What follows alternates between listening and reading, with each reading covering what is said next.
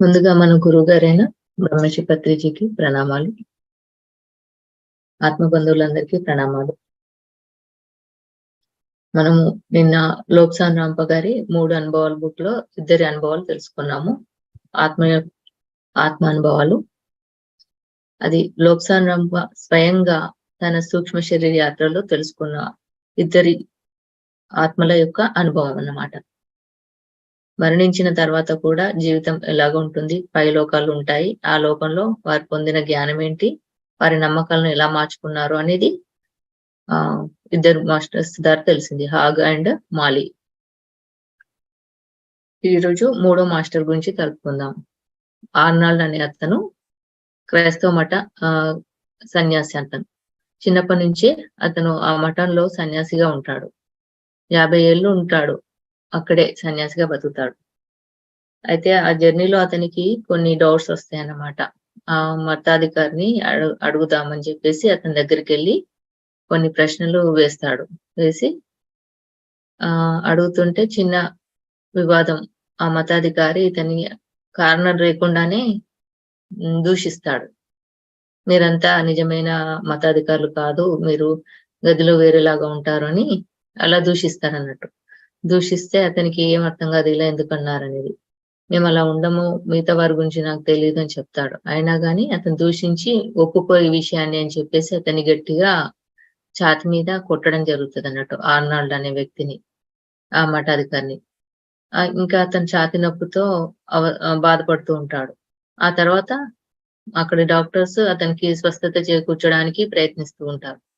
అలా ఆయన ఆలోచిస్తూ ఉంటాడు, నేను ఇంతకాలం అంత సవ్యంగానే ఉంది అనుకున్నాను, నేను వెళ్ళిపోతే ఈ విషయాలు ఎలా చూసుకుంటారు ఈ మఠానికి అని ఆలోచిస్తూ నేను ప్రభువుకి అంకితమైతే వెళ్ళిపోతా అంటాడు అన్నట్టు. అంటే వద్దు, మీరు ఉండాలి అని ఆ డాక్టర్ అంటారు. సో అలా మాట్లాడుతూ ఉండగా, ఇంత గొప్పగా మతాన్ని మనం ప్రచారం చేస్తున్న మనకి మరణం అంటే ఎందుకు భయం ఉంటుంది అని ఒక ప్రశ్న ఆయనకు వస్తుంది. నీకు త్వరలోనే తెలుస్తుంది ఆవలి లోకంలో అని ఆయన బ్రెయిన్ నుంచి ఆన్సర్ వస్తుంది అన్నమాట. సో ఇలా ఆయన ఆ సందిగ్ధంలో ఉంటూ ఉండగానే మరణానికి చేరువవుతూ ఉన్నాడని ఆ ప్రీస్ట్ గ్రహించి అతనికి బైబిల్లో ఉన్న దానుసారంగా వాళ్ళు చేస్తూ ఉంటారు.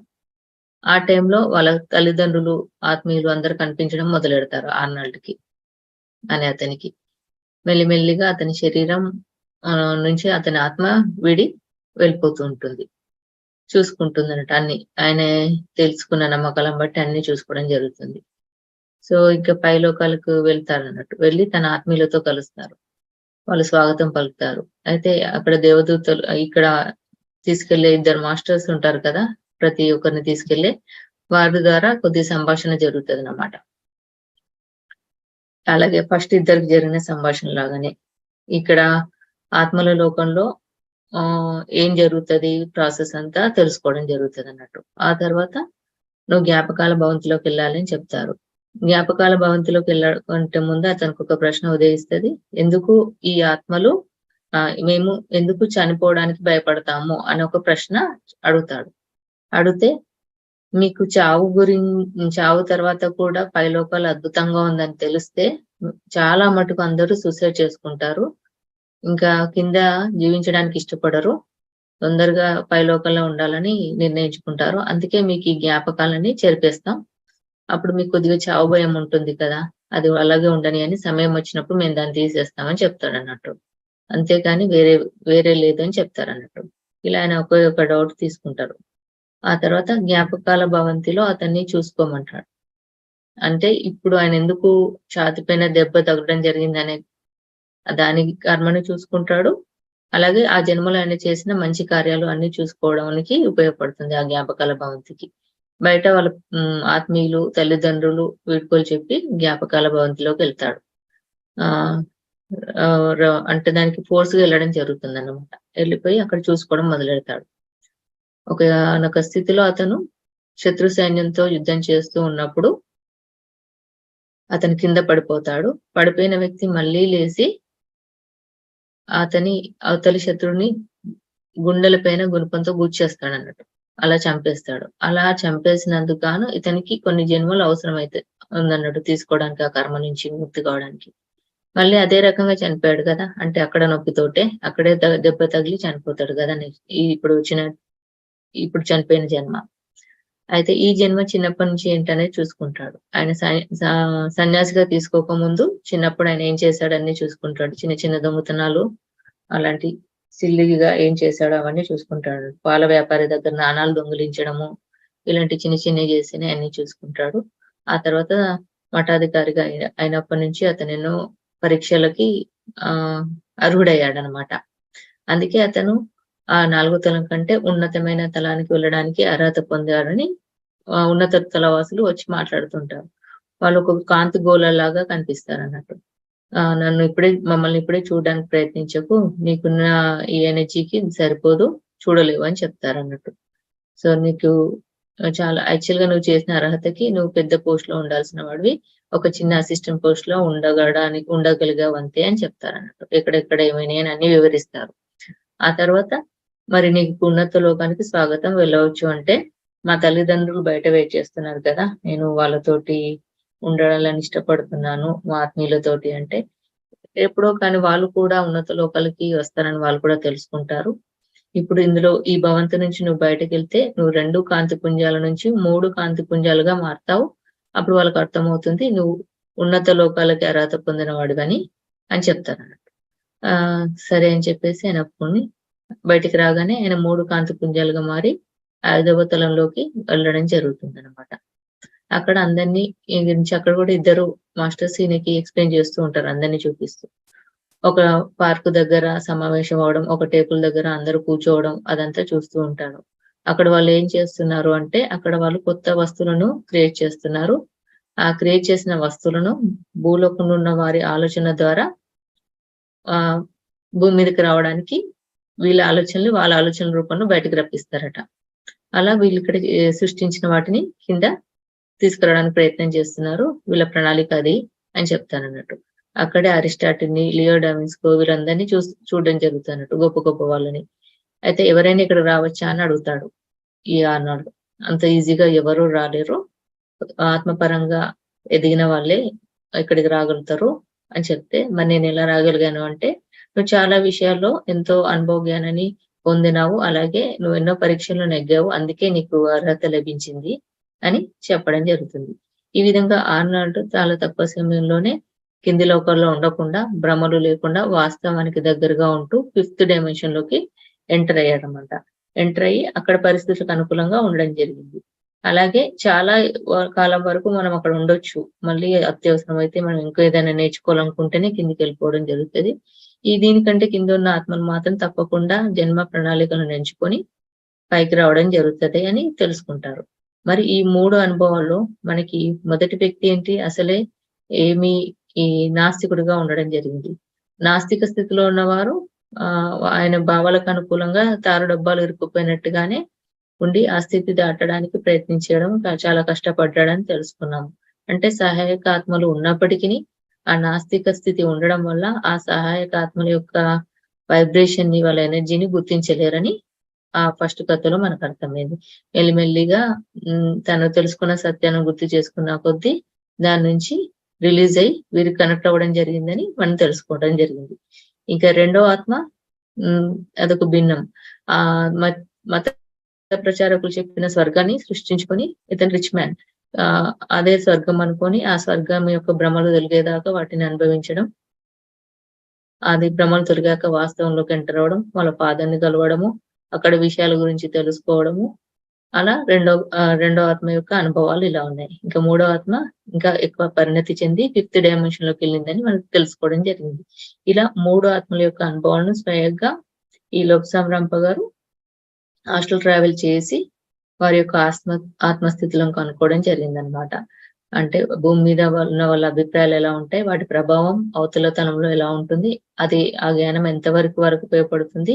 వాళ్ళు ఉన్నత తలానికి చేర్చడానికి అడ్డుగా ఏమున్నాయి? అనేది ఈ బుక్స్ ద్వారా మనకి అర్థమవుతుందన్నమాట. ఇక్కడ రోమన్ క్యాథలిక్‌లు ఇవెందుకొచ్చాయంటే అతనున్న ప్లేస్‌లో వాళ్ళే ఆ క్యాస్ట్ వాళ్ళే ఉంటారు కాబట్టి వాళ్ళే మనకి చర్చించుకోవడం జరుగుతుందంతే. అంతే ఇందులో మతపరంగా అంటే ఏమీ లేదు. అక్కడనే యూదులు, క్యాథలిక్‌లు అలా ఉంటారు కాబట్టి వాళ్ళకి సంబంధించిన అనుభవాలు చూసారు కాబట్టి అవి ఇందులోకి పొందుపరచడం జరిగింది ఈ బుక్స్ రూపంలో.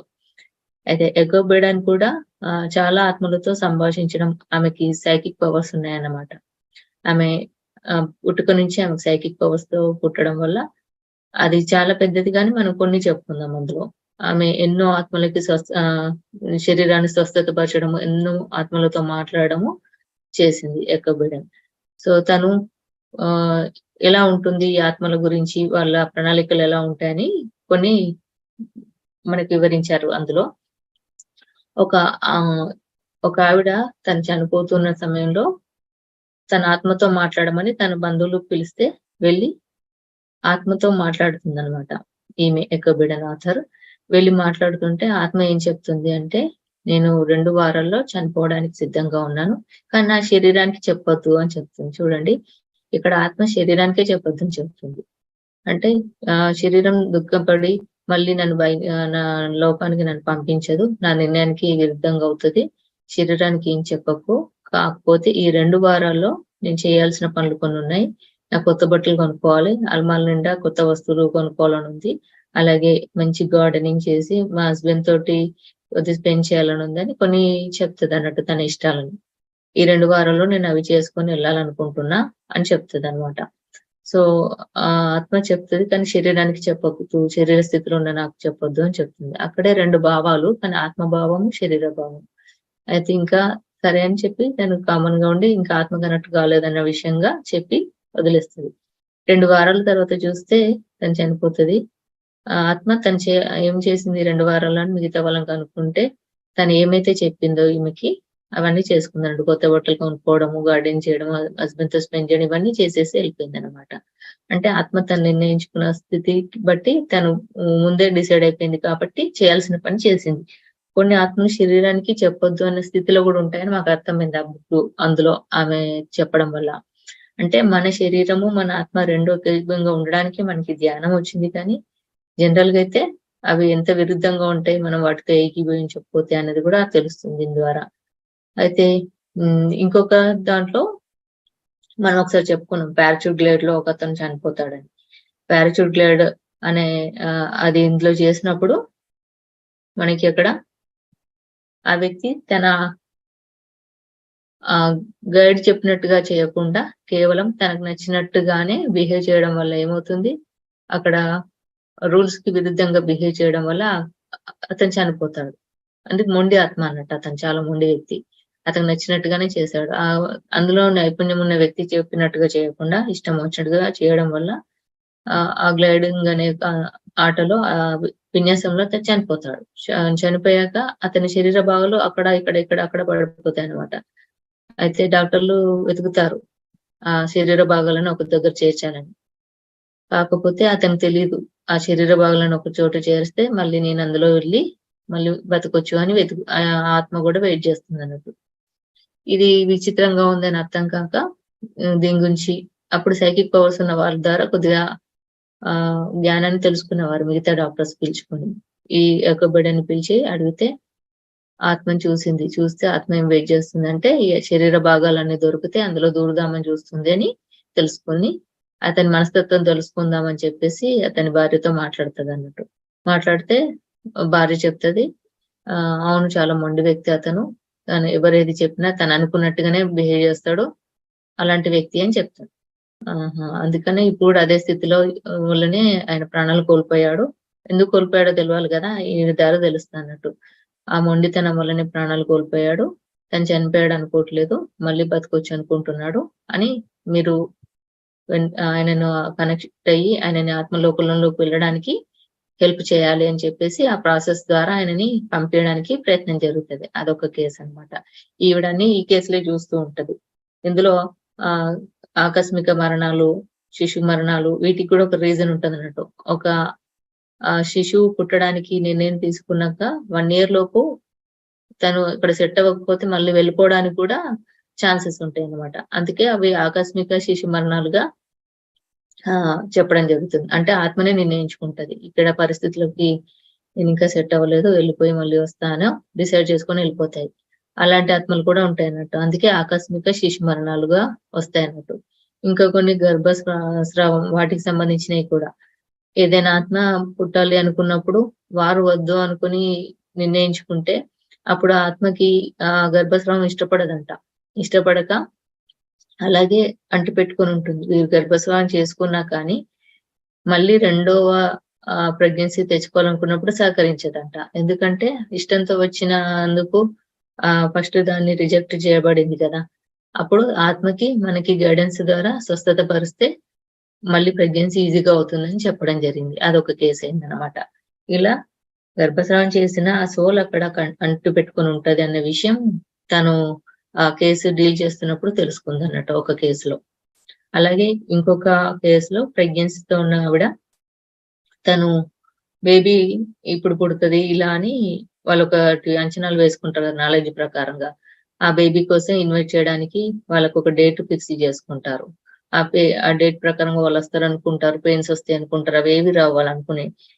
మరేం జరుగుతుందో చూడమని ఇకబడని అడిగితే ఆత్మలోకంలో ప్రయత్నించి చూస్తది. ఆ బేబీని చూస్తే ఆ బేబీ బుక్స్ చదువుతూ కూర్చుంటది. బేబీ బుక్స్ చదువుతూ అంటే ఇంకా బేబీలాగా ఉండరు కదా పైన. ఆత్మ బుక్స్ చదువుతూ ఉంటుంది. అడుగుతది. కింద నీకోసం వెయిట్ చేస్తున్నారు ఇవన్నీ అంటే వాళ్ళ అంచనాల ప్రకారం నేను రాను. నాకొక టైం ఉంది. ఆ టైం ప్రకారమే వస్తాను. అప్పటిదాకా నేనొచ్చేది లేదు. కానీ అంతలోపు నేను చాలా ఏళ్ల వరకి నేను జన్మ తీసుకోలేదు. కాబట్టి ఆ జ్ఞానం నాకవసరము. ఇక్కడ బుక్స్ అందుకే నేను ఈ బుక్స్ చదువుతున్నాను. చాలా తక్కువ టైం ఉంది. కింది లోకంలోకొచ్చాక నేనెలా ఉండాలి అనేది ఆ జ్ఞానాన్ని నేను తీసుకోవాలి అని క్షణం వృధా చేయకుండా బుక్స్ చదువుతూ ఉంటుందన్నట ఆ బేబీ. అంటే ఆ ఆత్మ. చదువుతూ చెప్తుందింకా. మా మదర్ బాధపడుతుంది. ఫాదర్ లేడని. దానికి దాని ప్రభావం నా మీదేం పడదు. అలాగే త్వరలోనే కొత్త వ్యక్తి వస్తాడు. అతన్ని నేను అంగీకరిస్తాను. మా బ్రదర్ కూడా ఇంకా నాకు సానుకూలంగా లేడు. అది నాకు పెద్ద ప్రాబ్లమ్ ఏం కాదు అని ఇవన్నీ చెప్తాదన్నట్టు. కిందేం జరుగుతుందని ఎవ్రీథింగ్. అలాగే తను ఎలా రూపురేఖలతో పుడతాడో ఎవ్రీథింగ్ చెప్పేస్తది. సో తననుకున్న టైం ప్రకారమే వస్తాడన్నట్టు. వీళ్ళెంత వెయిట్ చేసి వీళ్ళు ఈ రోజు అని పలానా డేట్ అనుకుంటారు కదా! ఆ డేట్‌కి రారు. పైన ఆత్మ ఎలా చెప్పిందో ఆ డేట్ ప్రకారమే రావడము, ఉండడం జరుగుతుందన్నట్టు. అలా ఆ బేబీ సోల్ వాళ్ళు గూడా ఎలా డిసైడ్ చేసుకుంటారు అనేది ఉందన్నమాట. ఇంకొక కేస్‌లో ఒక ఆవిడకి ప్రెగ్నెన్సీ డెలివరీ అయిన తర్వాత బేబీ ఉక్కబట్టుకొని ఏడుస్తూ ఉంటుందన్నట్టు. ఏడుస్తూ ఉంటే ఎందుకు ఆపట్లేదని ఈమెను కనెక్ట్ చేస్తే చూస్తది. చూస్తే అతని అంతకుముందు జన్మకు సంబంధించిన పేరుంటది. ఆ పేరుతో పిలవమని చెప్తదంట. సరే అని ఈవిడ ఆధార్ అలాగే పిలుస్తది. ఇంకా ఇక్కడ పరిస్థితులకు అలవాటు పడడానికి నేను సిద్ధంగా లేను. నాకు భయంగా ఉందని అందుకే ఏడుస్తున్నా అని చెప్తానన్నట్టు. సో, ఒక గంట, 2 గంటలు ఏడవనిచ్చాక కుదుట పడతదన్నమాట. ఆ తర్వాత తను నచ్చ చెప్తదన్నమాట ఇక్కడి విషయాల గురించి. అలా మెల్లిమెల్లిగా కుదుట పడడం జరుగుతది. ఇలా రకరకాల కేసులు అంటే వాటి వెనకాల ఆంతర్యం వేరే ఉంటది. ఆ లాంగ్వేజ్, ఆ స్థితులు మనకు తెలవాలని ఇదంతా ఈజీ అంటే మనం అనుకున్న జ్ఞానం వేరు, అక్కడ జరుగుతున్న జ్ఞానం వేరు. ఈ బుక్స్ ద్వారా మనకు అర్థమయ్యేది అదే. ఇలా చాలా కేసెస్ అన్నమాట. ఇంకొక దాంట్లో ఒక ఫాదర్ అండ్ కొడుకు ఇద్దరు యాక్సిడెంట్‌లో డిస్టర్బ్ అవుతారన్నట్టు. ఆహ్, ఆహ్, ఆ మనవడేమో వాళ్ళ తాత బతకాలని వెయిట్ చేస్తూ ఉంటాడు. ఆ తాతనేమో చాలా వృద్ధుడైపోయాను వెళ్ళిపోవాలని సిద్ధమైతాడన్నమాట. అయితే ఆ మనవడు వాళ్ళ అంటే ఆ పిల్లవాడు వాళ్ళ ఫాదర్ ఏమో ఎక్కువ బోన్స్ క్రాక్ అయ్యి ఉంటాయి. అతను 2 ఏళ్ళకి గాని కోలుకోడన్నమాట. అయితే ఇప్పుడు ఇద్దరితో మాట్లాడాలి ఈవిడ. ఆ తాతతో మాట్లాడితే ఆ తాత ఏమంటాడు, "నా శరీరం వృద్ధాప్యం అయిపోయింది కాబట్టి, నేను ఇంకా ఈ శరీరంలో ఉండాలనుకోవట్లేదు. ఇక్కడ మనవడేమో నన్ను కావాలనుకుంటున్నాడు. అక్కడ పైన నా సోదరుడు పైనకి రమ్మని పిలుస్తున్నాడు. ఎక్కడ ఉండాలి అనేది అర్థం కావట్లేదు" అని ఒక చిన్న సంకటంలో ఉంటాడాయన. ఇక ఈ ఫాదర్‌తో మాట్లాడతన్నట్టు. ఆ పిల్లాడు వాళ్ళ ఫాదర్‌తో మాట్లాడితే, "నా కర్మ ప్రకారం ఇందులో నుంచి నేను బయటకు రావడానికి ఇంకా 2 ఇయర్స్ పడతదని" జస్ట్ 2 మంత్స్ లాగా చెప్తాడట. ఆ 2 ఇయర్స్ లోపు నేను ఈ కర్మ నుంచి విముక్తి అయిపోతా. ఆ తర్వాత నేను యాక్చువల్‌గా నా ఫాదర్‌తో కలిసి నేను ఈ రియల్ ఎస్టేట్ ఇవన్నీ ఇంప్రూవ్ చేసుకుందాం అనుకున్నాను. నా వల్ల పెద్ద లాస్ జరిగింది. కానీ 2 ఇయర్స్ తర్వాత గాని ఇందులో నుంచి నేను బయటికి రాలేను అని ఆయన చెప్తాడు అతను. సో, ఇక్కడ తాత ఫైనల్‌గా వాళ్ళ సోదరుడు చెప్పినట్టుగానే పైనకెళ్దాం అంటున్నాడు కదా! అటే వెళ్ళిపోదాం అని ఫిక్స్ అయ్యి శరీరాన్ని వదిలేసి వెళ్ళిపోతాడు. మా మనవడికి నచ్చజెప్పేయి అని ఈవిడకి చెప్తాడన్నమాట. సో, ఆయన వెళ్ళిపోతాడు. సో, ఇలా ఒక్కొక్క ఆత్మ కొన్ని ఆత్మలకి సంకటంలో ఉండిపోతది. కరెక్ట్ నిర్ణయం తీసుకోలేదు. ఇక్కడ ఉండాలా? అక్కడ ఉండాలా? అని. ఇంకొకరినేమో రోగాలు ఒక ఆవిడ ఊపిరితిత్తుల రోగం తెచ్చుకుంటదనమాట. ఊపిరితిత్తుల రోగం తెచ్చుకున్నప్పుడు ఆమె యాక్చువల్‌గా సెల్ఫ్ అంటే తను ఇండిపెండెంట్‌గా ఉంటదన్నమాట ఎప్పుడు. నాకెవరి అవసరం లేదు. నేను ఇండివిడ్యుయల్‌గా ఉండగలను. నేను ఏ పనైనా చేయగలను అన్న కొద్దిగా అహంకారంగా ఉండేది. అది తనకి ఊపిరితిత్తుల రోగం లంగ్స్ ప్రాబ్లమ్ రాగానే తనకి ఇతరుల సహాయం అవసరమవుతది. ఇతరుల సహాయం అవసరమైన టైంలో తన ఆత్మతో సంభాషించడం మొదలుపెడతానట ఈ యొక్క బిడ. ఎందుకిది తెచ్చుకుంది అంటే, తన అహంకారం వల్ల ఇతరుల సహాయం అవసరం లేదని నిర్ణయించుకుంది కదా! ఆ జ్ఞానం తెచ్చుకోవడానికి ఆ రోగం రాగానే ఇతరుల సహాయం అవసరం ఉంది అని తెలుసుకొని ఆహ్, ఆ రోగం ద్వారా తను తెలుసుకోవడానికి ఇదొక లాస్ట్ జన్మగా డిసైడ్ అయ్యి వచ్చిందంట. సో, అలా ఈ లాస్ట్ జన్మని తను కంప్లీట్ చేసుకుంటా అని తెలుసుకోవడం జరిగింది. ఇలా ఒక్కొక్క జ్ఞానం కోసం, ఒక్కొక్క అనుభవం కోసం రకరకాల రోగాల రూపంలో, అనుభవాల రూపంలో సోల్ జన్మ తీసుకుంటుందని మనకిందులో కొన్ని ఎక్స్‌పీరియన్సెస్ ద్వారా అర్థమవుతుంది. ఇలా మనిషి ఎన్నో అనుభవాలు, వాటి వెనుక ఆంతర్యం వేరే ఇవన్నీ ఉన్నాయన్నమాట. ఒక్కొక్క ఆథర్ రాసిన దాంట్లో రకరకాలుగా ఇలాగే ఉంటాయి మనకి. తన అనుభవాలైతే చాలా అద్భుతంగా ఉన్నాయి. అంటే ఈమె సైకిక్ పవర్స్ ఉండడం వల్ల ఈ ఆత్మ అనుభవాలు, వారి నిర్ణయాలు మనకి బుక్స్ రూపంలో అందుతున్నాయి. జనరల్‌గా అయితే మనకంత ఈజీగా తెలవవు. అందరిలోకి తొంగెందుకు చూస్తాం మనం. అయితే ఇలా మరి చనిపోయిన ఆత్మలతో మాట్లాడొచ్చా అంటే, మాట్లాడొచ్చని కూడా చెప్పారు. కానీ వాటి శక్తి సాంద్రత, మన శక్తి సాంద్రత ఫ్రీక్వెన్సీ సరిపోక వారు పక్కనే ఉన్నా గుర్తించకపోము. లేక వాళ్ళు వెళ్ళినా మనం డిస్టర్బ్ చేయకుండా ఉండాలి. ఇదంతా ఈ జ్ఞానం మనకుండాలన్నమాట. వీటి గురించి కూడా ఆమెను అడుగుతూ ఉంటారన్నమాట. కొందరు నరకం గురించి అడిగారు. నరకం గురించి అడిగితే, అవును నరకం ఉంది. కానీ అది దేవుడు సృష్టించలేదు. ఇక్కడి మనుషులే వారి ఆలోచన శక్తి ద్వారా సృష్టించడం జరిగింది. అలా ఆ నరకం ఉంది. ఎవరైతే నరకాన్ని నమ్మి వెళ్లారో, ఆ నరకాన్ని నమ్మి వెళ్ళిన వారంతా ఆ నరకలోకంలో ఉండి అంటే ఆ ప్లేస్‌లో ఉండి తీవ్రమైన నరకాన్ని అనుభవిస్తారు. మరి నాకు ఇప్పటి వరకు వచ్చిన కేస్ ఒకటి కూడా నరకానికి సంబంధించిన ఆత్మలు కనెక్ట్ కాలేదు. అది త్వరగా కోలుకోవాలి ఆ స్టేజ్ నుంచి అని నేను అనుకుంటున్నాను అని ఎకబిడని అంటారన్నట్టు. అంటే వారు ఆ నరకం లేదు అని తెలుసుకునే వరకు ఆ నరకాన్ని అనుభవిస్తూనే ఉంటారన్నమాట. అది మాత్రం దేవుడు సృష్టించలేదు. అది మనుషుల ద్వారా, వాళ్ళ ఆలోచన శక్తి ద్వారా అక్కడ ఒక క్రియేషన్ ఫార్మ్ అయింది. ఎవరైతే దాన్ని తీవ్రంగా నమ్ముతూ వస్తారో, ఆత్మన్యూనత, గిల్టీనెస్‌తో ఉండి నరకాన్ని అనుభవిస్తాము అన్న బాధతో ఉన్న వాళ్ళందరూ ఆ నరకాన్ని అనుభవించే తీరుతారు. ఆ జ్ఞానం లేదు అని తెలుసుకునే వరకేని అదొకటి తెలుసుకోవడం జరిగింది. ఇక దయ్యాల గురించి, చెడు ఆత్మల గురించి వస్తే ఆహ్, ప్రతి ఒక్క ఆత్మ తన పరిణామ దశలో ఒకానొక చెడు ఆత్మగా హ్మ్. ఎంచుకొని అది గూడా దాటుతుంది అని చెప్పింది. మనము కూడా అంతే. ప్రతి ఒక్కరం ఆ స్థితిని దాటే వస్తాము. దాని ద్వారా గూడా కొంత నాలెడ్జ్ తెలుసుకుంటాము అని చెప్పిందనమాట. అలా. ఈ నరకం గురించి ఇలా. అలాగే కర్మకాండాల గురించి గూడా ఇందులో కొద్దిగా ప్రస్తావించడం జరిగింది. కొన్ని ఆత్మలు కర్మకాండాలకి రావడం జరుగుతదట. అక్కడున్న తంతునంతా చూస్తూ ఉంటాయట. అక్కడున్న తంతునంతా చూసి మళ్ళీ వెళ్ళిపోతూ ఉంటాయి. కొన్ని ఆత్మలు ఆ కర్మకాండ జరిగే టైంలో నిద్రావస్థలో ఉండి దీన్ని చూడలేకపోతాయట. కొన్ని ఆత్మలు చాలా సంతోషిస్తాయట. అక్కడికొచ్చి చేస్తున్న ప్రాసెస్‌ని ఆహ్, అక్కడ వాళ్ళు పాడుతున్నప్పుడు డాన్స్ చేయడం ఇవన్నీ చేస్తారు. మరి ఇవన్నీ ఉండంగా గూడా మన ఆదర్శ సూత్రాల్లో కర్మకాండాలు ఎందుకు లేవు అంటే, ఆత్మ ఉన్నత లోకంలోకెళ్ళినంక మళ్ళీ వెనకకి పిలవడం అనేది అవసరం లేదు కదా! మనం వారు నెక్స్ట్ జన్మకెళ్ళడానికి ప్రణాళికలో ఉంటారు. మళ్ళీ పిలిచి ఇదే మన సైకిల్‌లో మనం దించకూడదు గదా! వాళ్ళ కర్మ చక్రాన్ని మనం వెనకకి లాగొద్దు గదా! ఇది తెలియని వాళ్ళు చేసేదయ్యుండొచ్చు. మనం ఈ సైకిల్‌ని బ్రేక్ చేసేవాళ్ళం కాబట్టి రైట్ టైమ్‌లో మనకందింది ఈ కర్మకాండాల విరుద్ధమని. అదే బుద్ధుని కాలంలో ఇవేం తెలియలే. ఇప్పుడు ఆఖరి జన్మలో ఉన్న వారికి ఏవేవి బంధనాలో ఆ బంధనాల నుంచి విముక్తి జేయడానికి మన తర్వాత వారికి ఆదర్శంగా ఉండడానికి ఇవి ఆదర్శ సూత్రాలు మనకొచ్చాయి. కర్మకాండాల్లో అవసరం లేదని. ఎందుకంటే వారికి ఆత్మజ్ఞానం ఇస్తే వారు కూడా ఈ సైకిల్ నుంచి బయటికెళ్ళిపోతారు గదా! కంప్లీట్‌గా. కాబట్టి సో, దీన్ని బట్టి మనకి కంప్లీట్ అవగాహన వచ్చింది. ఈ కర్మకాండాల గురించి ఇందులో విన్నాక. ఇలా ఇందులోనే కాదు మన పిరమిడ్ మాస్టర్స్ కూడా ఇప్పుడు ఎకోబిడన్ లాంటి మాస్టర్స్ ఉన్నారు ఇక్కడ. తెలంగాణ, ఆంధ్ర రాష్ట్రాల్లో కూడా. వాళ్ళు ఎంతోమంది సోల్స్ గైడ్ చేయడానికి ఒక ప్రణాళిక తీసుకొనొచ్చారు. ఇప్పుడు కొందరు పిరమిడ్ కట్టడానికి, కొందరు ప్రచారం చేయడానికి ఇట్లా రకరకాలుగా ఎలా వచ్చారో సోల్స్‌కి గైడ్ చేసే మాస్టర్స్ కూడా ఉన్నారు. అంటే వాళ్ళ ప్రణాళిక అదనమాట. కొందరు నియర్ డెత్ ఎక్స్‌పీరియన్స్ చూసుకున్న వాళ్ళున్నారు. మహేశ్వరి మేడం ఇంకా చాలా మంది ఉన్నారు. పైలోకల్లి మాస్టర్స్ కలిసాను అని నియర్ డెత్ ఎక్స్‌పీరియన్స్ ద్వారా మనకి అనుభవాలు ఎన్నో చెప్పిన మాస్టర్స్ గూడా ఉన్నారు. సో, ఇవన్నీ మనకి ఆత్మవిజ్ఞానం తీసుకొచ్చిన మాస్టర్స్ ద్వారా అందిన జ్ఞానం అన్నమాట. సో, ఈ జ్ఞానం మనకు అందితే మనం వీటి పట్ల అతిగా ఉండము. అలాగని తక్కువగా చూడము. ఇది ఒక రకమైన జ్ఞానం. ఇది అందరికీ అవసరం.